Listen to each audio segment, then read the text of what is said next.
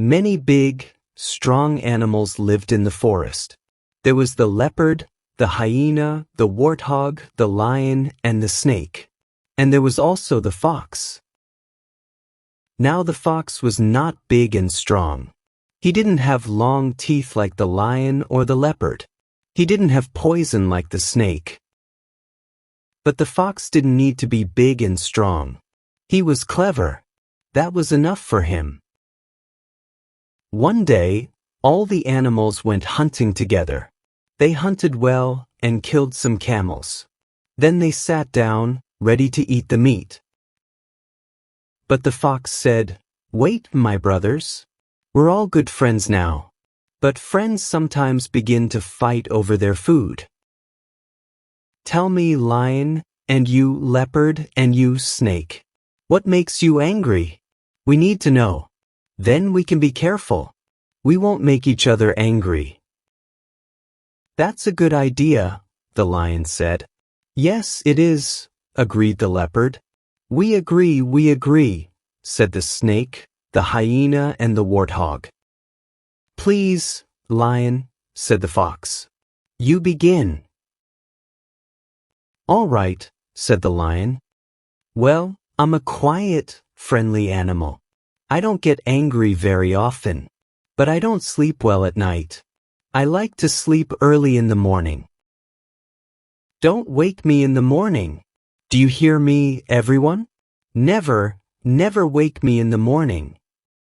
And the lion opened his big red mouth and roared. "I'll remember that," the fox said. "Now, hyena, it's your turn. What makes you angry?" The hyena smiled. "Oh," he said, "you know me. I'm a nice, kind animal. I never fight with my friends. And I'm very strong. My head's strong, my back's strong, and my legs are strong. But I have one weak place. My stomach is weak. So don't kick me in my stomach. Do you understand, all of you? Never, never kick me in the stomach." And the hyena showed the animals his long white teeth. "Thank you, hyena," said the fox. "I'll remember that. What about you, leopard? What makes you angry?" "Me?" said the leopard. "Well, you think I'm a brave, fierce animal, but I'm not. I don't like angry faces. Sometimes people frown at me and shout at me, and then I'm very frightened and I start to fight. So don't frown at me and don't shout at me. Please, please don't frown or shout." "That's very interesting," said the fox. "Thank you, leopard. Now, warthog, it's your turn." "Oh," said the warthog, "nothing frightens me, and I'm never angry." "Never," said the fox.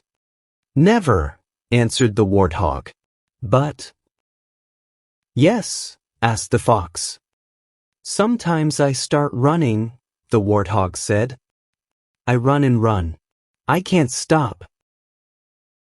Yesterday, I was running very fast. Someone ran after me and spoke in my ear. I didn't like it. I hated it. It made me very frightened." "Ah," said the fox. "I see. Now where's the snake?" Here I am," the snake said. "Look down here, on the ground."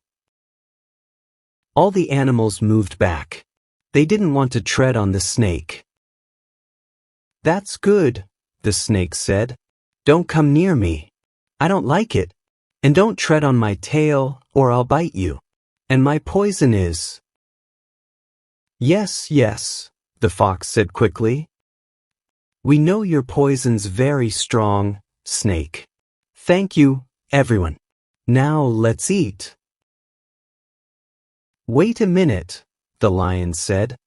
"What about you, fox? What makes you angry?" "Well," the fox answered, "I'm small and I'm not very strong, but I'm not a child and I'm not a servant. Be friendly to me. Be fair to me. Then I'll be friendly and fair to you."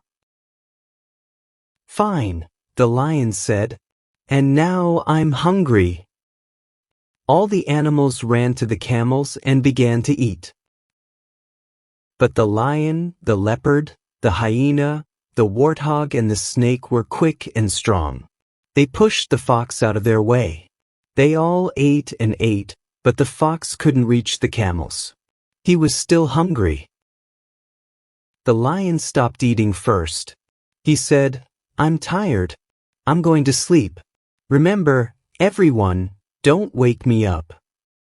He lay down and went to sleep. "I'm tired too," the hyena said. "Good night." And he shut his eyes and went to sleep. The fox ran up to the leopard. "Look," he said, "the hyena's asleep. Why don't you kick him in the stomach?" "What?" said the leopard. "Are you crazy? He hates it. Don't you remember?" "Never kick me in the stomach," he said.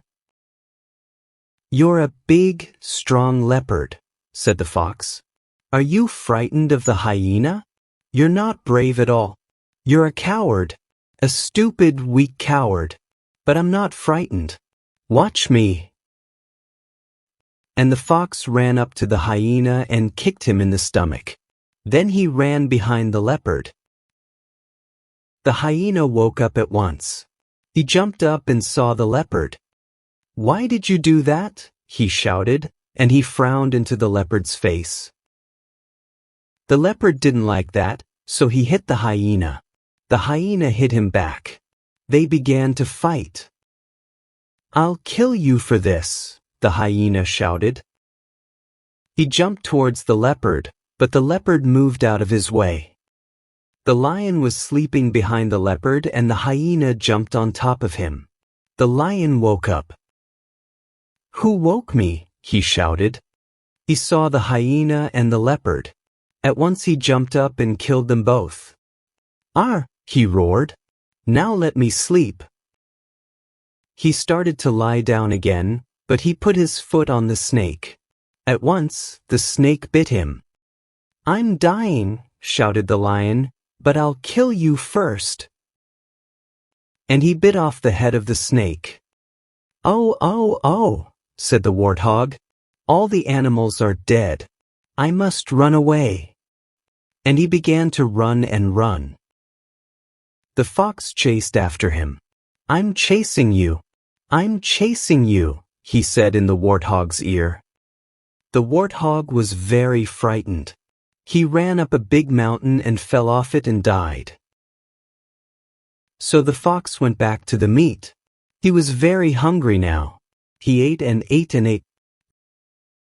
The other animals were strong, he thought, but I'm clever. I'm very, very clever. And he smiled and lay down and went to sleep.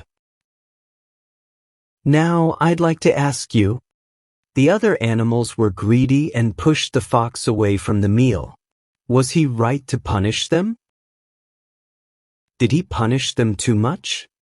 What is the best way of keeping powerful people under control?